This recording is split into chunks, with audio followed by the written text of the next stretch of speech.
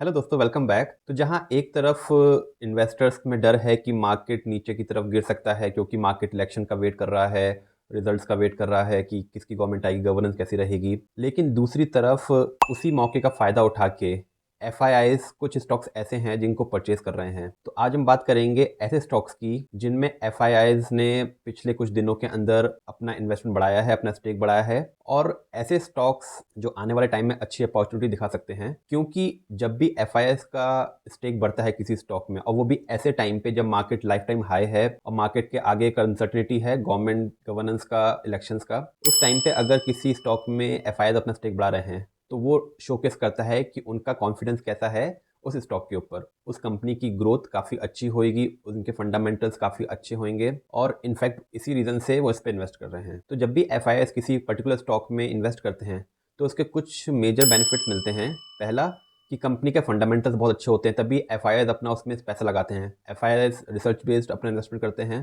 Company के fundamentals पे भरोसा होता है। दूसरा, कंपनी के अंदर ग्रोथ नज़र आती है उनको। अगर उनको बिजनेस मॉडल में आने वाले टाइम में ग्रोथ नज़र आ रही है तो वो उसमें पैसा लगाते हैं, भले ही आज वो कंपनी लॉस में हो या उसके रिजल्ट्स अच्छे ना हो, लेकिन उनको अगर ग्रोथ पे भरोसा होता है, उनको लगता है कि आने वाले टाइम में पर्टिकुलर सेक्टर या पर्टिकुलर कंपनी अच्छा परफॉर्म कर सकती है, दैट्स द रीज़न कि वो इन्वेस्ट करते हैं। और थर्ड रीज़न, कंपनी के कैश फ्लोज बढ़ जाते हैं, जिससे कंपनी को एक बूस्ट मिलता है और ग्रोथ की प्रोबेबिलिटी काफ़ी बढ़ती है। तो ये कुछ तो फंडामेंटल रीजंस हो गए। अब आइए क्विकली बात करते हैं वो कौन सी 15 कंपनियां हैं, वो कौन से 15 स्टॉक हैं जिस पे एफआईआईज ने इस लाइफ टाइम हाई पे भी अपने स्टेक बढ़ाए हैं, और क्या आपके पास भी उनमें से कोई स्टॉक हैं। और वीडियो को लास्ट तक जरूर देखिएगा, क्योंकि लास्ट में मैं अपना एक बेस्ट स्टॉक बताऊंगा जो मुझे इन सब 15 स्टॉक में सबसे अच्छा लग रहा है, फंडामेंटली और टेक्निकली। और दोस्तों, आगे बढ़ने से पहले अगर आपको कंटेंट अच्छा लग रहा है तो प्लीज़ लाइक एंड सब्सक्राइब, ताकि ऐसे वीडियोस आप तक रेगुलरली पहुंच सकें और हम लोग कुछ सीख सकें।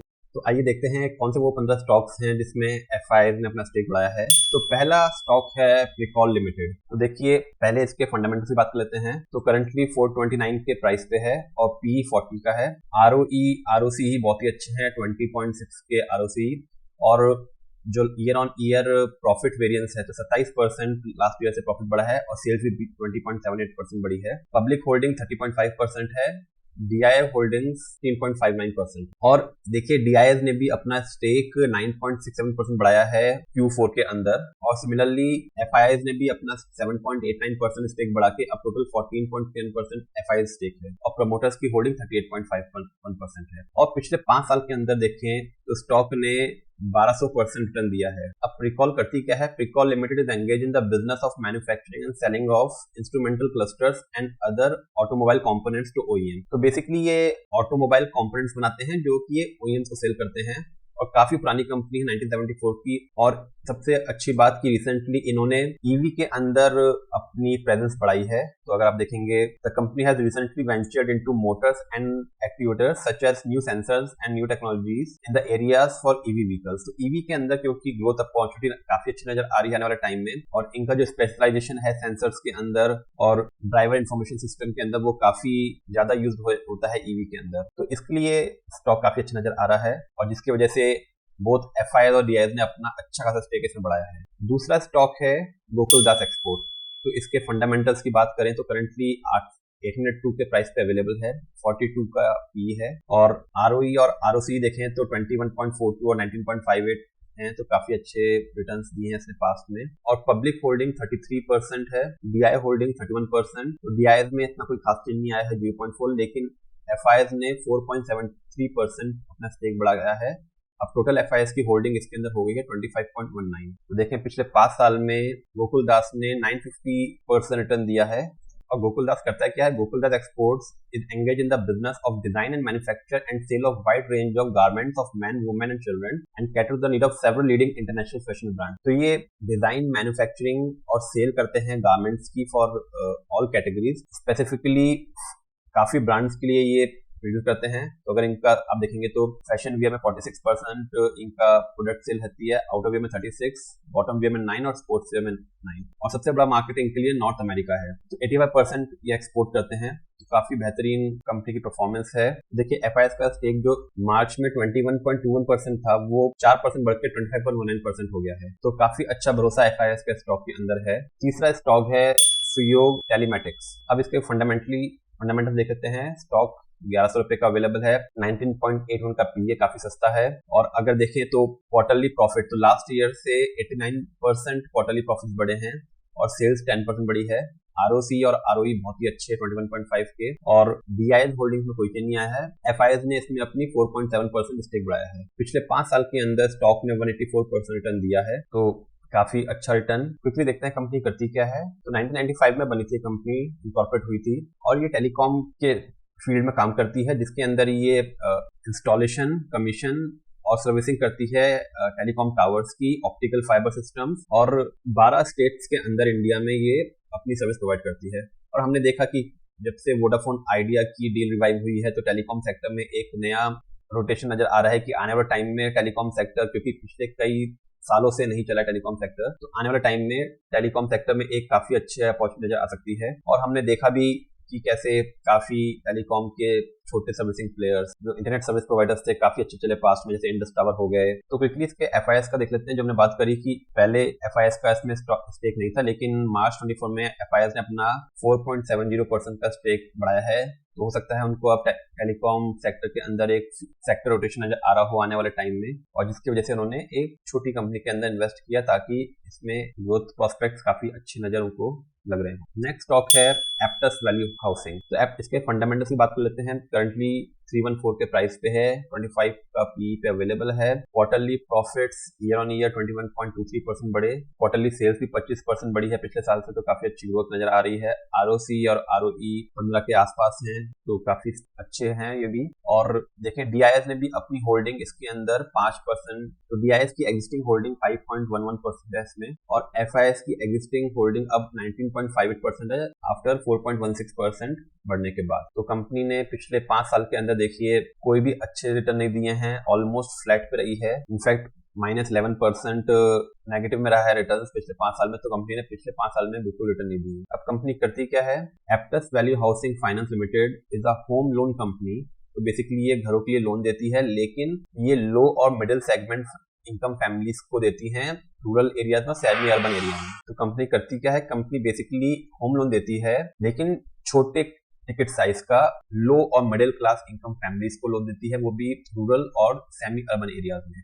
बेसिकली जहाँ पे बड़े प्लेयर्स यूजुअली नहीं जाना चाहते हैं, उन एरियाज के अंदर जो कि रूरल और सेमी अर्बन एरिया हो गए, वहां पे होम लोन देती हैं छोटे टिकट साइज का। और हमने देखा कि रूरल इकोनॉमी एक नया थीम हो सकती है आने वाले टाइम में इंडिया के लिए, तो अगली ग्रोथ स्टोरी रूरल से ही आएगी। तो उस एस्पेक्ट से काफी अच्छी प्रेजेंस है कंपनी की। और जैसे हमने बात करी थी पिछले क्वार्टर में, देखें एफआईएस की 15.42% स्टेक होल्डर था, जो अब बढ़ के 19.58% हुआ है। तो और सबसे अच्छी बात की प्रमोटर्स ने अपनी हिस्सेदारी बिल्कुल भी कम नहीं करी है। तो प्रमोटर्स को ये दर्शाता है कि प्रमोटर्स को अपने पे कॉन्फिडेंस है। उन्होंने डायरेक्टली नहीं भेजा, बल्कि एफआईएस ने पब्लिक से खरीदा है, सीधा मार्केट से परचेज किए हैं। तो ये एक अच्छा सिग्नल होता है कि जब प्रमोटर्स को अपने स्टॉक पे, अपनी कंपनी में भरोसा होता है कि आने वाले टाइम में एक अच्छा परफॉर्मेंस देगी। अगला स्टॉक है गुडलक इंडिया। तो Goodluck India 863 current market price, P 22 पे अवेलेबल है, और ईयर ऑन ईयर जो प्रॉफिट बढ़ा है 72% बढ़ा है, वेरस जो सेल्स बढ़ी है वो 24% बढ़ी है लास्ट ईयर से। आरओसी आरओई 16 के आसपास, तो बहुत ही अच्छा रिटर्न्स हैं, फाइनेंशियल रिटर्न्स काफी अच्छे हैं। पब्लिक होल्डिंग 38% है, डीआई होल्डिंग 1.85, और एफआईएस ने 3.96% अपना स्टेक बढ़ाया है, और टोटल एफआईएस की अब स्टेक है 5.2%। कंपनी ने पिछले 5 साल के अंदर 1300% रिटर्न दिया है। तो Goodluck India manufacturing and selling of engineering products such as sheets, pipes and engineering structures, fabricated structures, automobile tubes. तो कंपनी का काफी बड़ा रेंज है गैल्वेनाइज्ड शीट्स, गैल्वेनाइज्ड ट्यूब्स के अंदर। तो जो हॉलो स्ट्रक्चर्स होते हैं वो काफी स्ट्रक्चर्स में यूज होते हैं, काफी इंफ्रास्ट्रक्चर में काफी ज्यादा यूज होते हैं। तो काफी अच्छा प्रोडक्ट है कंपनी का। और जैसे हमने बात करी कि लास्ट क्वार्टर में एफआईएस का 1.24% स्टेक था, जो अब बढ़ के 5.2% स्टेक बढ़ गया है। तो काफी अच्छा भरोसा, और प्रमोटर्स का स्टेक 54%, ये भी काफी अच्छा सिग्नल है। तो अगली कंपनी हमारी लिस्ट में जिसमें एफआईएस ने अपना स्टेक बढ़ाया है, नाम है अरमान फाइनेंशियल। और दोस्तों आगे बढ़ने से पहले अगर आपको कंटेंट अच्छा लग रहा है तो प्लीज लाइक एंड सब्सक्राइब। इसके फंडामेंटल से बात कर लेते हैं। तो करंटली 2000 के प्राइस पे अवेलेबल है, और पी देखिए 12.4 है, तो काफी सस्ता स्टॉक है। और हम बात करें क्वार्टरली प्रॉफिट की, तो लास्ट ईयर से 91% प्रॉफिट बढ़ा है क्वार्टर ऑन क्वार्टर, और जो सेल्स है वो भी 63% बढ़ी है लास्ट ईयर सेम क्वार्टर से। आरओसी देखिए 18.74 और आरओई 32.57, तो बहुत ही अच्छे फाइनेंशियल रेशियोज हैं। पब्लिक होल्डिंग थोड़ी सी ज्यादा है तो 61.41%, और डीआईएस की होल्डिंग 6.29 और एफआईएस की स्टेक 3.56% बढ़ा है मार्च में, और अब टोटल होल्डिंग हो गई है 10.2 पर, प्रमोटर्स की 22.09। तो पिछले 5 साल के अंदर स्टॉक ने 450% रिटर्न दिया है इन्वेस्टर्स को। कंपनी करती क्या है ये देखते हैं। Arman financial services is an RBI registered category A non banking finance company. तो बेसिकली ये एनबीएफसी है जो they provide loans to the unorganised sector resident in rural and semi rural localities across 6 states with around 400 branches। तो आपको एक pattern समझ में आ रहा होगा कि काफी ज्यादा एफआईआईज अपना स्टेक बढ़ा रहे हैं अब एनबीएफसी के अंदर, और वो भी वैसी एनबीएफसी जो रूरल और सेमी अर्बन एरियाज के अंदर लोन प्रोवाइड करती हैं। तो रूरल इकोनॉमी के अंदर एफआईआईज को एक अच्छा व्यू नजर आ रहा है, प्रॉस्पेक्ट नजर आ रहा है आने वाले टाइम में। और जो हमने बात करी कि एफआईआईज ने अपना स्टेक देखिए क्वार्टर ऑन क्वार्टर अपना बढ़ाया है, तो सितंबर में 3.89% स्टेक था, वो बढ़ के 6.64% किया है दिसंबर में, और अब 10.20% स्टेक हुआ बढ़ाया है। और सिमिलरली डीआईएस ने भी जो पहले 0.77% स्टेक था सितंबर क्वार्टर में, वो दिसंबर में 7.6 और हल्की सी गिरावट आई है मार्च क्वार्टर। लेकिन एक चीज जो थोड़ी सी इसमें है कि पब्लिक स्टेक होल्डर काफी ज्यादा है 62%, तो ये थोड़ा सा एक फैक्टर होता है। ज्यादा भरोसा हमें उन कंपनियों में आता है जिसमें मैक्सिमम होल्डिंग प्रमोटर्स की होती है, जो कंपनी को अपने बेबी की तरह रखते हैं और उनको भरोसा होता है कि हमें स्टेक्स नहीं बेचने हैं अपने, और कंपनी में भरोसा लगता है इसकी ग्रोथ प्रोस्पेक्ट से। तो ये एक थोड़ा सा कमी नजर आती है मुझे स्टॉक के अंदर। अगला स्टॉक है कामधेनु।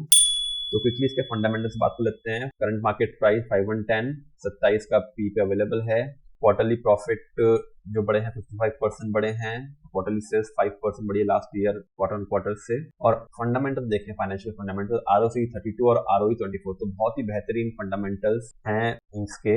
पब्लिक होल्डिंग 37% और एफआई होल्डिंग्स में 3.42% की बढ़त आई है इस क्वार्टर में। टोटल 4% की एफआई होल्डिंग हो गई और प्रमोटर्स की होल्डिंग 58.74। अब पिछले 5 साल के अंदर स्टॉक ने 202% रिटर्न दिया है, तो मॉडरेट रिटर्न दिया है पिछले 5 साल में, तो इसलिए अब इसमें अपॉर्चुनिटी एक नजर आ सकती है आने वाले टाइम के अंदर। कंपनी करती क्या है, तो कंपनी 1994 में इनकॉर्पोरेट हुई थी और engage in manufacturing, marketing and branding and distribution of TMT bars, structural steel, paints and allied products under brand name of Kamdhenu.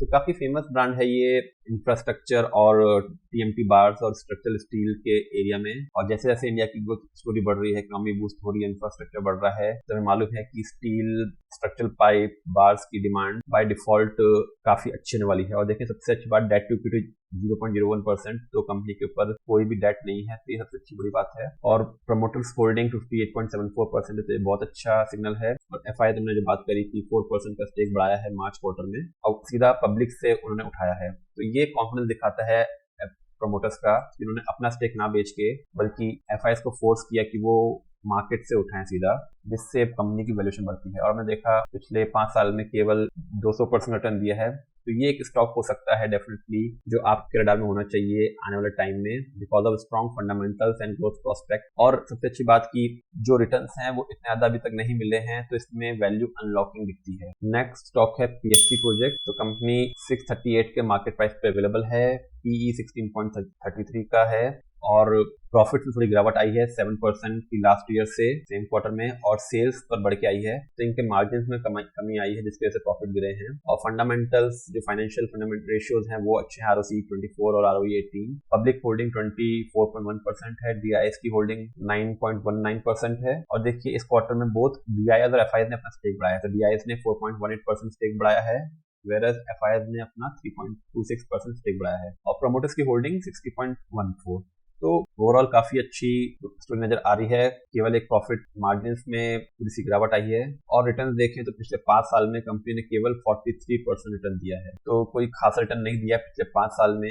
Company करती क्या है आइए देखते हैं। तो PSP projects limited is a construction company जो अगस्त 2008 में इनकॉर्पोरेट हुई थी, और offering a diversified range of construction and allied services across industrial, institutional, government, residential projects in India. तो बेसिकली कंस्ट्रक्शन कंपनी है जो इंडस्ट्रियल और गवर्नमेंट प्रोजेक्ट्स और रेजिडेंशियल प्रोजेक्ट्स भी मेंशन कर रहे हैं जिसपे ये वर्क करते हैं। और it is also engage in the real estate development of 2 mid scale projects in the USA through it's subsidiaries. तो बाहर भी इनकी प्रेजेंस अच्छी है। और स्टेक होल्डर्स का देखें तो स्टेक होल्डर में 60.14% का स्टेक है। FIs ने अपना स्टेक बढ़ाया है 2.31% से 6.56% और DIs ने भी 4.53% से 9.19%। बोथ FIDs ने अपना स्टेक बढ़ाया है और प्रमोटर्स का भी स्टेक इसमें अच्छा है। तो based on fundamental financial results ये एक अच्छा कैंडिडेट नजर आता है ग्रोथ प्रोस्पेक्ट से। अगर अगले क्वार्टर में भी अच्छे रिजल्ट देता है और केवल एक जो प्रॉफिट वेरिएंस में इसमें कमी आई तो देखिए लास्ट ईयर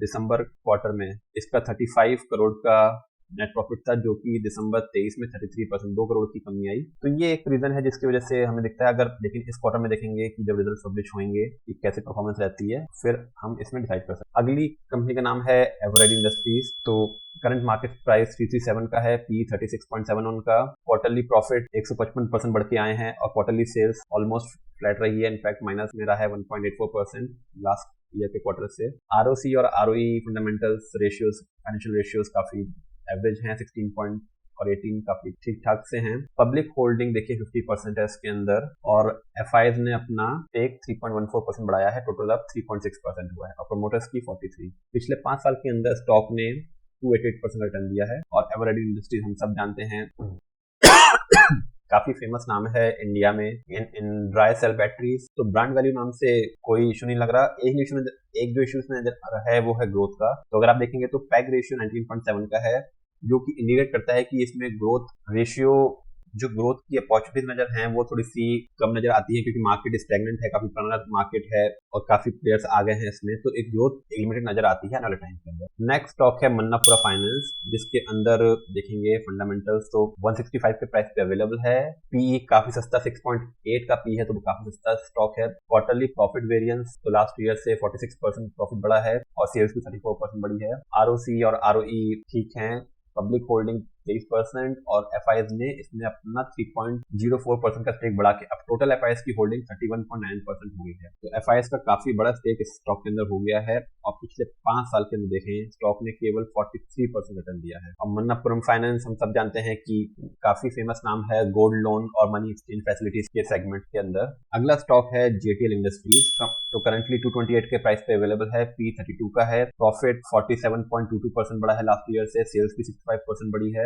ROC और ROE देखें तो बहुत ही बेहतरीन 34-30 के फंडामेंटल्स पे। पब्लिक होल्डिंग 41%, FIs की होल्डिंग 2.86% बढ़ी है, टोटल अब 4.48% हो गई है। पिछले 5 साल के अंदर स्टॉक ने 53% रिटर्न दिया है। कंपनी करती क्या है, JTL Infra Limited is the integrated manufacturer and supplier of steel tube pipes and allied products of manufacturing facilities in India। तो हमने देखा जैसे कामधेनु के सेगमेंट में वैसे ही JTL भी स्टील पाइप्स और अलाइड प्रोडक्ट्स देती हैं। तो इस सेगमेंट में भी FIs को काफी अच्छा व्यू नजर आ रहा है क्योंकि इंफ्रास्ट्रक्चर बढ़ेगा तो उनको ग्रोथ स्टोरी नजर आ रही है आने वाले टाइम के अंदर स्टील और पाइप सेगमेंट के अंदर जो हमारे डाटा से नजर आ रहा है। देखिए स्टॉक FIs ने अपना स्टेक बढ़ा के 4.48% कर लिया है, प्रमोटर्स का 54% का स्टेक है, पब्लिक का 41%। अगला स्टॉक है अशोका बिल्डकॉन। तो ये एक स्टॉक है जिसको आपको अपने रडार पे जरूर रखना चाहिए। बहुत ही अच्छी कंपनी है, बहुत ही बेहतरीन कंपनी है। फंडामेंटली देखेंगे तो 13.5 के P पे अवेलेबल है। प्रॉफिट में थोड़ी कमी आई है 21% की इस क्वार्टर में, लेकिन overall as a company sales देखें तो 35% की सेल्स ग्रोथ हुई है ईयर ऑन ईयर। ROC और ROE 38 और 26 के तो बहुत ही बेहतरीन फंडामेंटल रेशियोज हैं। पब्लिक होल्डिंग केवल 20% है और देखिए DIs की होल्डिंग 17% की है और FIs ने 2.72% का अपना स्टेक बढ़ा के 7.23% कर लिया है। प्रमोटर्स की 54.48। पिछले 5 साल के अंदर स्टॉक ने 39% का रिटर्न दिया है और बहुत ही अच्छी कंपनी है जो इंफ्रास्ट्रक्चर और कंस्ट्रक्शन के सेगमेंट में काम करती है। तो ये usually government projects of roads railway में काम ज्यादा करते हैं और ये रेडी मिक्स कंक्रीट के बिजनेस के अंदर भी है। तो बहुत ही अच्छा कंपनी नजर आती है मुझे ग्रोथ प्रोस्पेक्ट से क्योंकि इसके अंदर सारे जो एस्पेक्ट्स हैं ग्रोथ के इंडिया की ग्रोथ स्टोरी से मैच करते हैं और वैल्यूएशन प्राइस काफी सस्ती है और जो रेशियो है वो बहुत बेहतरीन है। प्रमोटर्स के होल्डिंग्स काफी अच्छी है, FIs का भरोसा है, DIs का भरोसा है, तो उन एस्पेक्ट से काफी अच्छी नजर आती है ये कंपनी। और आखिरी जो कंपनी हमारी लिस्ट में है वो है MMDC। तो करंट मार्केट प्राइस 253, P 12 का। क्वार्टरली प्रॉफिट देखें तो 82% बढ़ के आया है, क्वार्टरली सेल्स 45% बढ़ी है।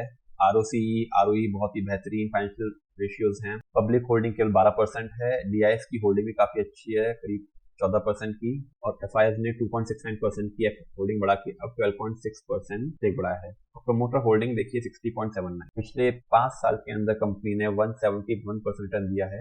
और company is in the area of exploration and production of iron ore along with diamonds production and sale of sponge iron generation of sales of wind power। तो इसके अंदर renewable energy, sponge iron core और diamond core और iron ore के exploration में काम करती है और प्रोडक्शन में। और ये सबसे अच्छी बात की नवरत्न कंपनी है, तो इसके अंदर मिनिस्ट्री ऑफ स्टील का कंट्रोल ज्यादा है। देखें सरकार की भाग्य हिस्सेदारी इसके अंदर 60.79%। अगर प्रमोटर देखें तो सबसे अच्छी बात देखिए प्रेसिडेंट ऑफ इंडिया, तो 60.79% स्टेक गवर्नमेंट ओन करती है, जो कि नजर आ रहा है प्रेसिडेंट ऑफ इंडिया में। और 12% FIIs, DIS 14%, पब्लिक 12.51%। तो अगर आप PSU सेगमेंट में कोई स्टॉक ढूंढ रहे हैं तो ये बहुत अच्छा स्टॉक हो सकता है आने वाले टाइम के लिए, क्योंकि स्टॉक ने केवल 171% रिटर्न दिया है। अब इसके अंदर एक पोटेंशियल अपसाइड दिख सकता है जब मार्केट रिवाइव करे। और आखिरी स्टॉक जो हमारी लिस्ट के अंदर है वो है आदित्य AMC। तो करंटली मार्केट प्राइस 542 का है, P20 का। क्वार्टरली प्रॉफिट 53% बढ़ के आया है लास्ट ईयर से। क्वार्टरली सेल्स 23% बढ़ी है। फाइनेंशियल रेशियोज ROC और ROE बहुत ही बेहतरीन 34 और 27 के। और पब्लिक होल्डिंग 8.24% है। DIS की देखिए 12.08% और FIS की होल्डिंग 4.37% है, जो कि बहुत बेहतरीन है। पिछले 5 साल के अंदर स्टॉक ने कोई रिटर्न नहीं दिया है, तो ऑलमोस्ट इनफैक्ट 22% डाउनग्रेड हुआ है 5 साल पहले के प्राइस से।